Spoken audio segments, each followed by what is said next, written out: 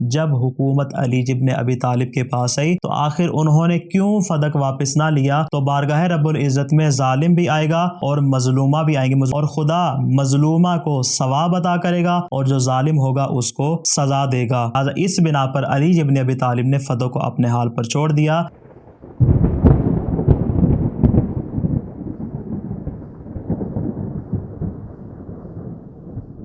बिस्मिल्लाहिर्रहमानिर्रहीम। फ़दक के मुतालिक हम गुज़श्ता वीडियो में इस बात को बयान कर चुके हैं कि फ़दक हक़ जनाब सैयदा फ़ातिमा ज़हरा सलामुल्लाह अलैहा था और फ़दक की मिल्कियत और उसके बाद इसके कब्ज़ा के मुतालिक जितने मुमकिन सवालात थे हमने उन तमाम सवालात को उठाया और तफसील के साथ तमाम सवालात के जवाबात भी आपकी खिदमत में पेश कर दिए। अब यहाँ पर एक सवाल उठता है कि जब जनाब सैयदा फ़ातिमा ज़हरा सलामुल्लाह अलैहा से फ़दक छीन लिया गया और ये फ़दक छीनने के बाद जब उनको वापस भी ना किया गया, ये सिलसिला 25 साल तक जारी रहा। पहली खिलाफत, दूसरी खिलाफत और तीसरी खिलाफत में ये सिलसिला जारी रहा। तो इन तीनों ज़मानों में और तीनों अहद में ये फ़दक ख़ानदान अहले बैत को वापस ना किया गया। मगर जब 25 साल का अरसा गुजरने के बाद अली इब्न अबी तालिब की हुकूमत आई तो जो फ़दक जिसको बीबी पहले से कुरान और रसूल खुदा की गवाहियों के मुताबिक अपने हक में बयान कर चुकी थी और खुद अपना हक करार दे चुकी थी, तो 25 साल का अरसा गुजरने के बाद जब हुकूमत अली इब्न अबी तालिब के पास आई तो आखिर उन्होंने क्यों फ़दक वापस ना लिया और उसको अपने हाल पर बाकी रहने दिया। अगर तो हक आले मोहम्मद का था तो अली इब्न अबी तालिब को चाहिए था कि वो वापस ले लेते,